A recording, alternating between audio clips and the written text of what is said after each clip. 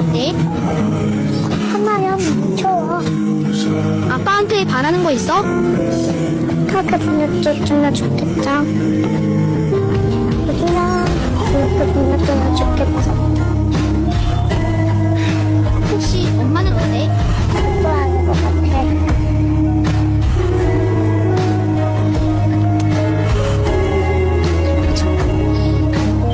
Балаларымызға біздің жылулығымыз керек ең бірінші.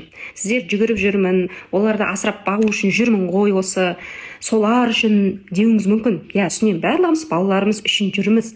Бірақ балаға хотя бы 10-15 минут уақытыңызды бөліп, құшақтап, сүйіп, сөйлесіп, қал жағдайын сұрасаңыз, одан бақытты адам болмайды.